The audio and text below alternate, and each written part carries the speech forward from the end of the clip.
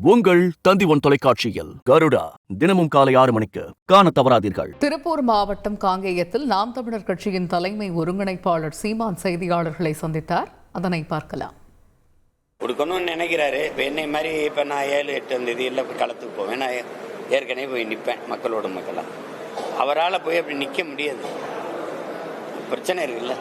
அவர் போய் அங்கே நின்னா பாதிக்கப்பட்ட மக்களின் கூட்டத்தை விட அவரை பார்க்கணுங்கிற கூட்டம் அதிகமாக வந்துடும்.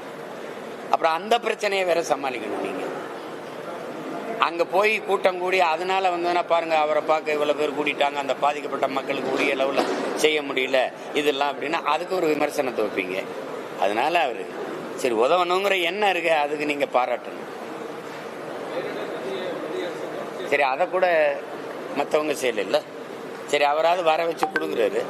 உதயநிதியோட பிறந்தநாள் கொண்டாடிட்டு இருக்கிறத எப்படி பார்க்குறீங்க?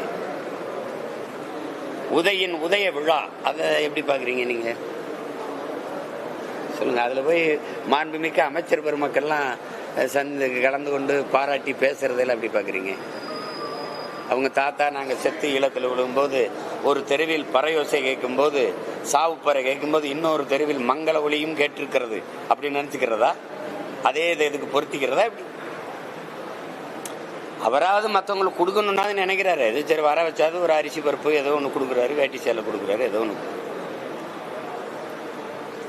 அத அந்த எண்ணத்தை நீங்கள் பாராட்டத்தானே வேணும்.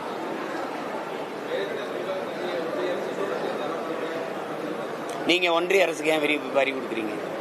ஒன்றிய அரசே உங்கள் அரசு தானே, உங்கள் சம்மந்தி அரசு தானே. நீங்கள் பாட்டுக்கு போகிறீங்க, பார்க்குறீங்க, தேநீர் சாப்பிட்றீங்க, காலையில் மகன் சந்திக்கிறீங்க, மாலையில் அப்பா சந்திக்கிறாரு, முதலமைச்சர் சந்திக்கிறாரு, விளையாட்டுத்துறை அமைச்சர், இப்போ துணை முதல்வர் வேற. நீங்கள் தான் எந்த நேரம் பார்க்க முடியுது, பேச முடியுது. வாங்க சதுரங்க போட்டினா வர்றாரு, வாங்க கேலோ இந்தியானா வர்றாரு. அவரோட தான் நீங்கள் ரொம்ப சாதாரணமாக பொண்ணு எடுத்த சம்மந்தி குடும்பம் மாதிரி பேசிக்கிறீங்க. அதை பேசி எங்களுக்கு உரிய நிவாரணத்தை வாங்கி தர வேண்டியது தர வேண்டியதானே.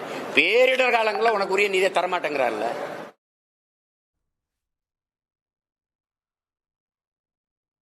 திருப்பூர் மாவட்டம் காங்கேயத்தில் நாம் தமிழர் கட்சியினுடைய தலைமை ஒருங்கிணைப்பாளர் சீமான் செய்தியாளர்களை சந்தித்த காட்சிகளை பார்த்தோம். உங்கள் தந்தி ஒன் தொலைக்காட்சியில் கருடா தினமும் காலை 6 மணிக்கு காண தவறாதீர்கள்.